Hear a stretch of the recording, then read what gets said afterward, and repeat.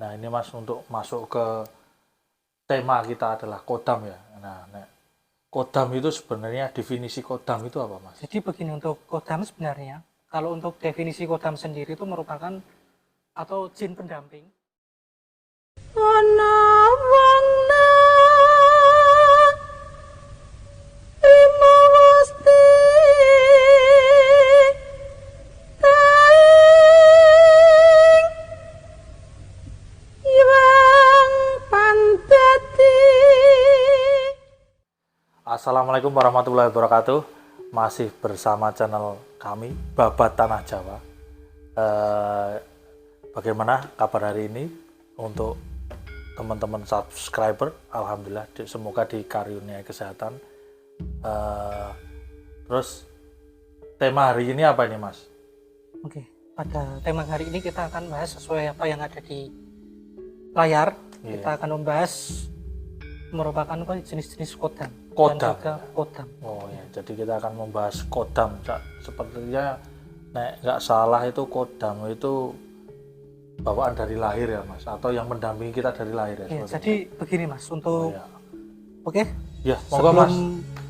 Penjelasan apa itu kodam, jangan lupa untuk sedulur-sedulur, sahabat, subscriber, jangan lupa untuk like video ini dan jangan lupa untuk sebarkan ke berbagai macam sosial media Anda.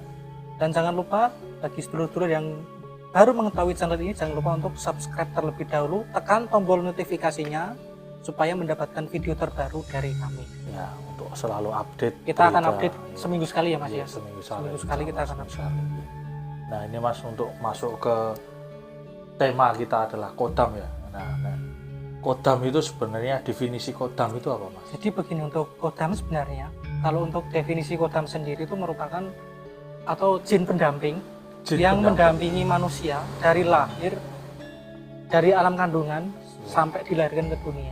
Oh begitu, jadi ada jin yang selalu mendampingi kita dari lahir ya. Nah, kalau secara harfiah kodam itu merupakan jin pendamping yang menghuni benda-benda pusaka biasanya. Oh, ada juga di keris, di ake, dan itu akan memberikan informasi atau memberikan sasmito lah kata orang Jawa istilahnya kepada manusia melalui izin Tuhan Yang Maha Esa.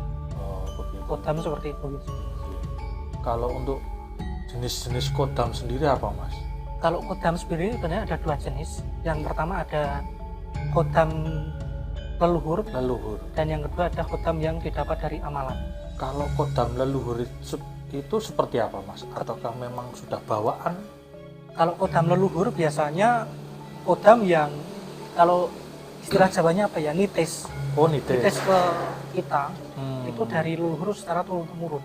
Jadi biasanya ada leluhur kita yang secara sudah meninggal, biasanya roh itu akan mereinkarnasi ke dunia dan menjadi sebuah kodam, dan itu akan mendampingi kita dari sejak kita di dalam kandungan sampai dilahirkan ke dunia. Oh begitu, jadi mereinkarnasi, menitis Pak ya? Iya, nitis. Itu terus untuk yang satunya tadi ada dua, kodam leluhur dan kodam amalan.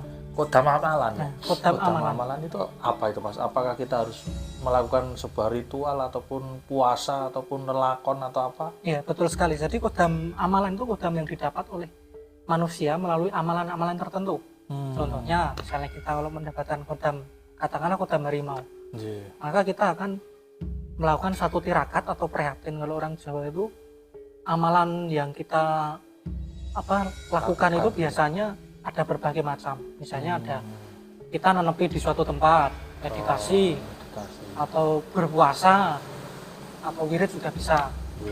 Dan seperti itu kodam amalan. Jadi kodam amalan adalah kodam yang didapat dari amalan. Dan ini biasanya kalau kodam amalan itu ada perjanjian tertentu dengan kodam yang ingin didapat. Jadi kita sebagai manusia kalau kita mau mendapatkan kodam amalan, kita biasanya ada perjanjian tertentu lah.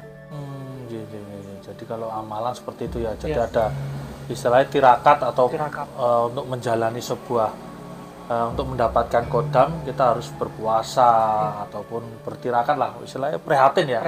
Berprihatin. Kalau orang Jawa nyebutnya biasanya prihatin. Kalau ini Mas, sebentar saya lihat laptop dulu. Nah, kalau untuk perbedaannya perbedaan antara kodam leluhur dengan amalan itu seperti apa itu? Yang pertama kita kodam leluhur dulu ya. Kodam leluhur biasanya itu lebih setia kepada kita. Oh gitu. Jadi kodam leluhur itu energinya itu menyesuaikan dengan karakter kita, dengan energi kita. Jadi misalkan satu contoh, ketika energi kita katakanlah kurang baik, maka kodam leluhur akan mengikuti.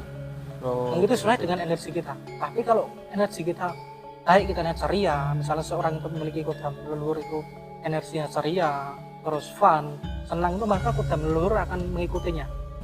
Dan itu kodam leluhur itu biasanya mudah dikontrol. Gitu. Jadi terkontrol, energinya itu sesuai dengan karakter manusia itu sendiri. Karakter seseorang yang itu yang pertama. Yang kedua itu kodam leluhur itu mengetahui teman-teman atau mengetahui keluarga dari pemilik kodam itu sendiri. Jadi orang yang menitis kodam itu sendiri. Jadi misalnya masnya atau saya ini kodam leluhur, maka kodam leluhur ini selain menjaga saya dan juga mengetahui apa keluarga yang di sekitar saya. Jadi hafal betul dengan keluarga-keluarga yang ada di sekitar saya. Dan misalnya kodam leluhur juga akan lebih peka pada kita. Misalnya kita keluarga kita ada masalah, biasanya kodam leluhur akan melindungi dan juga ketika mensinkronisasi atau juga bisa memberikan sasmito kepada kita, dan maka akan dibantu atau tidaknya itu biasanya kodam leluhur itu seperti itu. Kalau untuk yang tadi, kalau orang yang punya kodam amalan itu biasanya satu itu biasanya cenderungnya kodam amalan biasanya lebih kepada lebih proper atau menjaga ke si pemilik kodam itu sendiri. Hanya ke pemilik ya. Kalau leluhur itu mencakup keluarga semuanya, ya. Artinya semua bisa ini. Kalau amalan hanya untuk pribadi orang itu. Iya betul. Kadang kodam leluhur ini juga keras dalam artian sulit dikontrol. Dan juga ada pantangannya untuk memiliki kodam amalan ya. Kodam amalan ini sulit dikontrol. Karena biasanya untuk mendapatkan kodam amalan ada pantangan tertentu. Kalau leluhur tidak ada pantangannya. Iya, karena itu kan leluhur itu kan nitis dari lahir. Jadi karakter kita itu ketika dampingi kodam leluhur ya sesuai itu tadi, karakter kita. Kodam itu menyesuaikan sesuai dengan karakter kita. Sedangkan kalau kodam yang didapat dari amalan itu maka lebih sulit terkontrol dan lebih beringas lah bahasanya.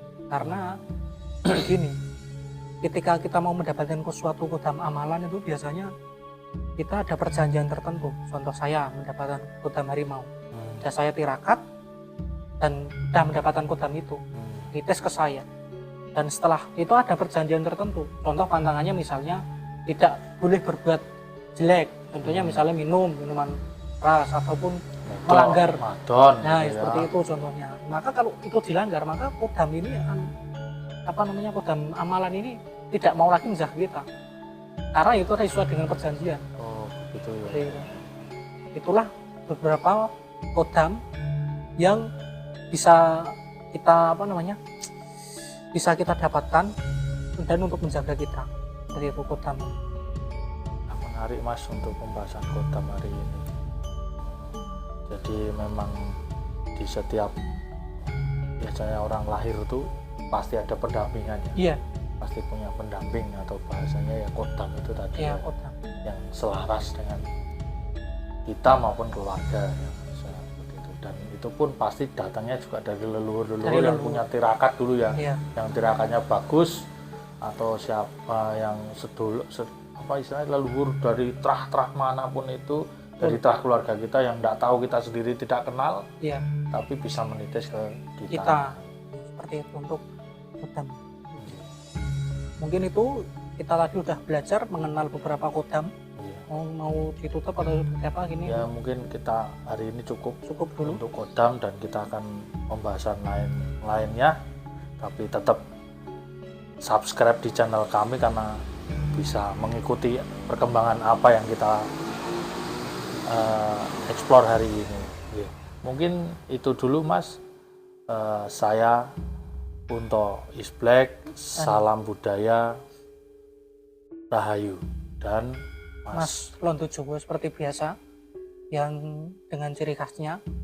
Oke, jangan lupa untuk subscribe, dan kita tadi udah mengenal beberapa kodam dan jenis-jenisnya, jangan lupa subscribe, tinggalkan kolom komentar di bawah, dan selalu tinggalkan komentar yang positif. Salam Rahayu, lestari budaya.